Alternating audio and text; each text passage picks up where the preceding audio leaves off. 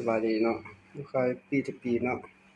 เกี่ยวกับต้นลมเนาะวันนี้ทางงานของเรามีครบเนาะเราจะประกอบเอามาให้ลูกค้ามีสุดลดกับความสุดใช้งานเนาะมีกล้อง VFA กล้อง Recovery เนาะถังคาร์บอนและถังอาลูเนาะความสุดพร้อมมีซุปให้ใช้พร้อมเนาะลูกค้าเข้ามาเลือกเอาเลยเนาะ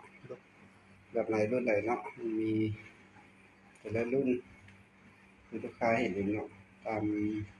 ที่ดูของอัดวิดีโอนี่เนาะมี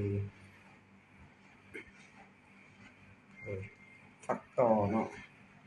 ฝักต่อมันมี2สีเนาะสีดำกับสีทองเนาะงามลาย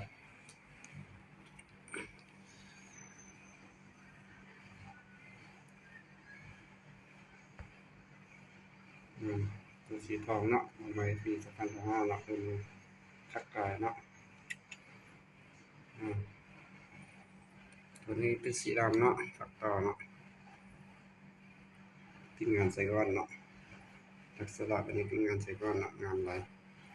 มันไม่จำแซมเลยเอามาจากงานเลยประกอบไปก็เป็นลูกค้าเนาะแล้วตอนแรกลูกค้าเข้ามาเอาเนาะนี่แต่วันเวลาก็ถ่ายรูปขึ้นมาเนาะให้ลูกค้าผู้ใดรู้จักเท่าเนาะก็เอามาเบิ้งเนาะมาเลือกเอาเนาะตัวนี้ปัตติโกเนาะขึ้นออกมาใหม่นะ2025เนาะงามลายไม่จำแจ้งเลยเนาะครับเราบรรยาว50 เซนเนาะ40 เซนเนาะ45เนาะ30 เซนก็มีแต่ลูกค้าเลือกเอาเนาะถังคือกันเนาะถังกับว่านถังอาลูเนาะกล้องคือกันเนาะกล้องวีเบกล้องรีคอเวอรี่เนาะตามลูกค้าให้มักเนาะแบบนี้ตัวนี้งามลาย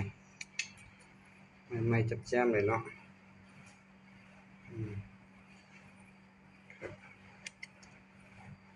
ตัวนี้ยังว่าท่านประกอบมาท่านใส่กล้องให้เนาะกับถังให้เนาะแบบว่า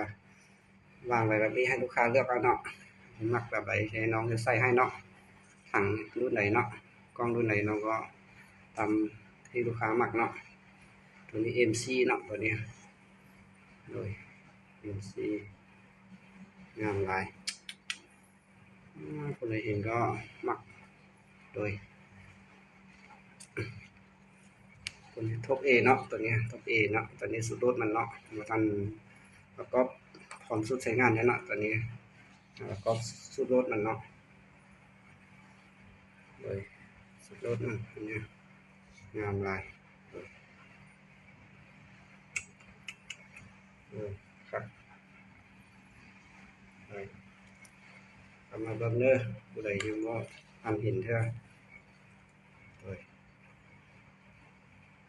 พร้อมส่งเนาะมีพร้อมส่งให้ลูกค้าเนาะเครื่องมีตลอดเนาะ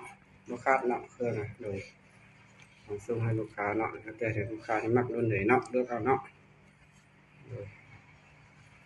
ตัวนี้ MC เนาะตัว MC เนาะตัวนี้โซน่าเนาะโซโล่ตัวนี้พร้อมเนาะถ่ายคลิปมือเนาะโม่เนาะพร้อมสุดเนาะ